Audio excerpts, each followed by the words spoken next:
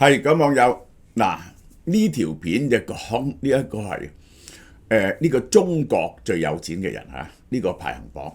咁咧中國個排行榜咧就包括咗香港在內嘅，就唔包括台灣係在內嘅。我唔明點解唔包括台灣啊？台灣唔係中國嘅一部分咩嚇？呢個亦都唔係華裔嘅排行榜啦。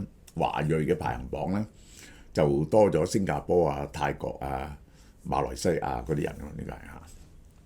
好啦，我先講講呢啲產品又去咗香港啦，大家快啲去買啦！呢個就係嗱，我哋係揀咗啲好賣嘅嘢，即係呢個佢可以擺得耐少少嘅嘢咧，我就用船去香港，咁於是個售價就會平好多嘅。呢個清澤嘅醬心蛋卷啊，呢個有鹹蛋黃嘅，呢個花生口味嘅，好食呢啲蛋卷。聖保羅 Q 餅唔使講啦，次次都好快賣晒。高坑牛肉乾啲人識㗎，沈家花生。呢個台灣東寶黑豬肉鬆，哇！啲網友真係好識食啊，越嚟越多人買呢隻。我個人認為係世界上最好食嘅呢一個豬肉鬆。台灣一口勁口餅嚇，有呢個櫻花蝦同埋香米嘅，咁樣卜卜脆嘅呢個，大家試下，49蚊啫。胡潤排行榜1999年以來第26次上榜，企業家嘅財富計到8月30號。字節跳動創始人張一鳴以3500億嘅身家成為新任中國首富。舊年增加咗1050億，呢個係26年來中國第18個首富。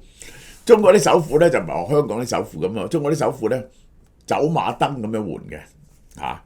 26年來18個中國首富，好多首富就破咗產啊，坐咗監啊咁。咁呢個張一鳴啊，我認為佢係天才嚟嘅，呢個係你睇下佢身家，彈咗上去喺呢度，爭啲上市，跌翻落嚟上唔到市，跟住再上翻嗱。佢嘅身家我係好兜伏嘅。1983年福建龍岩人，39歲，真係少年有為。2005年南開大學軟件工程，然後喺學信同埋黃興團隊工作，冇去外國讀過書喎。呢個真係即係呢個係當然係一個軟件嘅天才啦。呢個係點解呢？點解呢個人係天才呢？佢唔係做一次得，佢做幾次都得。佢先做嗰個內涵段子啊，即係講笑，做搜集笑話嘅，結果俾大陸 ban 咗。然後佢個今日頭條又得，然後咧就做字節跳動喺外國咧 TikTok 係橫掃世界。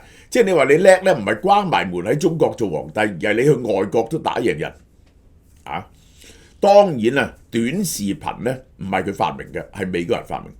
但佢真係發揚光大，呢個咧係無可否認，橫掃世界呢個就係好啦。2016年推出抖音，哇！抖音咧即係嗰種傳播好似野火燎原咁，面向海外市場就出 TikTok， 憑着簡潔嘅操作圖界面、豐富嘅音樂庫、強大嘅內容推薦法，迅速崛起。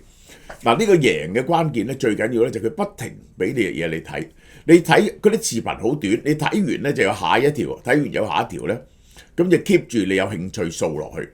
有時咧我睇啲短片咧都連續掃落去嘅，即係我咁老嘅人，咁有自制嘅人都，咁咧係幾過癮喎。第二就係咧佢係龐大嘅算法，佢係捉到你，佢從你過去睇嘅嘢咧，知道你想睇乜嘢。佢跟住咧就餵啲片俾你咧，你係好中意睇，於是你就喺 TikTok 用嘅時間係遠遠多於其他嘅網頁。第三，佢仲整一啲嗰啲挑戰出嚟，俾嗰啲僆仔去比賽啊，鬥做呢樣鬥做嗰樣。舉個例咁樣，舊年邊個個屋企好亂，個寫字樓唔係大學嘅宿舍好亂，你睇下我點樣執翻佢到好企理，咁樣又係拍一條片。即係佢有好多呢啲 challenge，等你哋互相競爭。而當然啦，喺抖音上仲做埋帶貨啦，佢嘅收入係激增。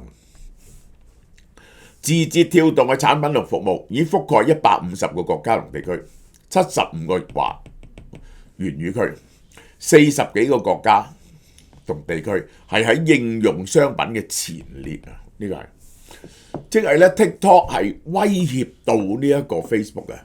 Facebook 咧推出咗嗰個 Reel 呢個 Reel 嚟到同佢比，但係咧仲係追佢唔到嘅。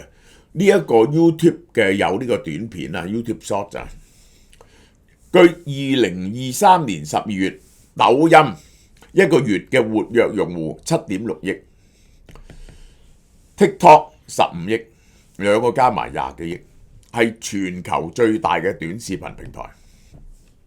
字節跳動呢一個2023年實現收入8500億，同比增加咗40%，做8500億生意，淨利潤2000億，賺2000億。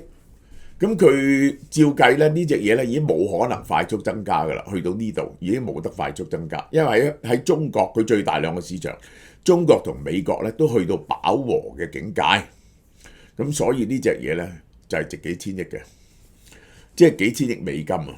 呢個值幾千億美金。TikTok 喺美國嘅營收1100億人民幣，係佔咗10幾個%嚇。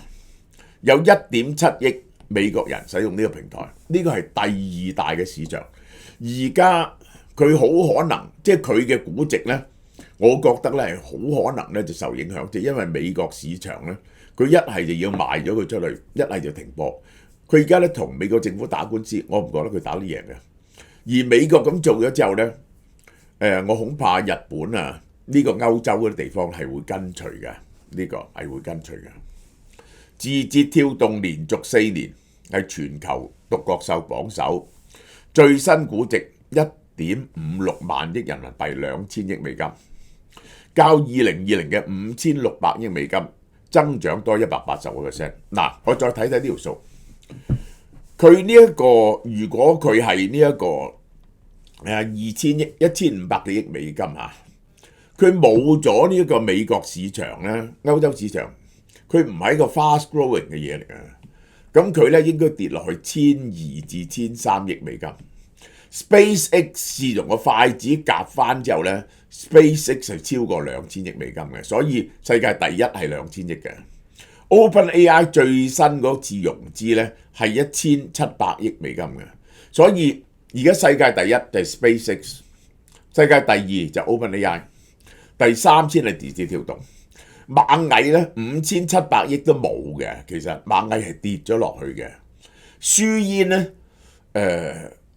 話去英國上市啊，話去英國上市 ，Stripe 係個 payment system 啦 ，Databricks 呢啲啦，咁就係最新有一隻呢一個係過千億嘅，佢冇擺上呢個，但係唔係獨角獸，就係呢一個 Palantir。農夫山泉創始人鐘閃閃啊，佢嘅身家咧就3400億，排第2，較舊年減少咗11億。嗱，佢條數唔係咁啊，佢條數因為佢揸到嗰隻農夫山泉揸到好盡，所以農夫山泉嘅股價好高，係不能套現嘅。呢個係冇可能賺咁多錢嘅。馬化騰漲翻嚟3100幾億。較舊年增加350億，因為佢嗰啲遊戲做得唔錯啊，遊戲做得唔錯，同埋雲端做得唔錯。拼多多呢個第2個英雄，即係你話大陸嗰啲嘢壟斷啊，白手套啊，你諗下啊，淘寶同埋呢一個微信咁犀利，微信、騰訊去支持京東。竟然拼多多可以跑到出嚟，即係我開頭都睇唔起佢，以為佢靠平，真係唔係，好厲害。佢將嗰啲價錢撳到啲廠死咁滯，以2450億位列第4，黃崢較舊年減少咗250億，因為嗰啲人覺得佢嘅盈利開始減少，佢再唔係可以咁做，佢要去津貼做啲名牌。公司今年5月市值曾經達到1.6萬億人民幣，未的啦，呢個係何享健家族2350億主要因為今年喺香港上市。寧德時代係冠絕世界嘅鋰電池啦，網易嘅丁磊啦，李嘉誠啦，大家都係2000億。咁李嘉誠條數唔啱啊！李嘉誠點都有4000億，李嘉誠有4000億。李嘉誠大約係佢估計佢呢一個係，佢估計佢係有呢個3500億。李嘉誠唔會少得過佢。李嘉誠佢嗰個李嘉誠基金會咧，就拎嚟賣咗好多嗰啲嗰啲 venture capital 嗰啲新創公司 IPO。咁早一輪咧，佢就買咗好多嗰隻 Zoom 啊，嗰隻 Zoom 嘅價值咧已經超過長江。後來佢賣咗好多咧，我相信佢好多嘅呢啲咁嘅新創企業嘅呢個係好啦，嗱大家睇下啦，呢個就係個表啦。我覺得李嘉誠係唔會少過佢哋嘅，李嘉誠唔會少過佢哋。跟住李兆基、馬雲，今年總共有1094個人財富50億。其實佢係擺50億呢一個Fortune 咧，Forbes 咧就計10億美金 ，billionaire 就係上榜。佢有1094，較舊年少咗147。即係中國嘅經濟走下坡比2021年嘅高峰減少咗371位，少咗25%，幾嚴重。你睇見佢嘅數目 ，billionaire 嘅數目去到呢度落翻嚟。好啦，佢哋喺邊度住嘅咧？呢啲人我哋睇佢哋喺邊度住呢個都非常有趣，呢個係非常有趣。北京115個最多係北京。上海112個差啲，深圳108個，香港82個。原來就杭州、台北、廣州呢啲地方完全領前嘅，呢個上榜企業家總財富21萬億，較舊年跌咗10%，一年之間跌10%都幾嚴重。1000億級嘅減少咗4個至26位。減咗10幾個%，10億美金嘅減少咗142位到753位，減少咗20%。201個富豪落榜，乜嘢富豪落榜咧？工業產品嘅16%，醫藥行業嘅11%，即係嗰啲做檢測做呢個DNA 檢測做藥苗嗰啲瓜晒啦。仲有醫學藥行業點解瓜咧？就因為而家美國係開始唔準嗰啲美國嘅醫藥公司就外判俾中國嘅醫藥公司做測試，呢個係大型嘅測試。軟件服務、食品飲料、房地產行業從10年前嘅20.9跌到9%，其實9%都冇嘅，呢個係。王健林跌咗80%新能源939人上榜，較2021年減少26個人，減少咗40%。光伏我都唔知點解仲有人，全部都蝕本嘅。鋰電池佔咗1/4。從商幫嚟講咧，第一就係浙商，即係上海人同埋呢一個寧波人，跟住就粵商，第三就蘇商，呢江浙廣東嘅最有錢嘅，然後就閩商，呢個係同台灣有關然後就去到湘商，雲南商人，呢個商幫，即係咧呢個咁嘅排名榜咧，大陸嗰個華裔嘅排名榜咧，第一就係佢哋係 up and down 好犀利，因為嗰班人咧揾嘅錢唔夠長時間，咁咧就係好完全受個股票嘅影響。相反咧，香港嘅有錢人咧啲錢咧係 hidden 嘅，因為佢哋已經發達咗咧50年60年，發達咗50年60年咧，你為咗唔將所有嘅蛋擺喺個籃度咧，喺外國有好多投資，尤其是如果外國做出新科技嘅投資咧，係可以賺好多錢。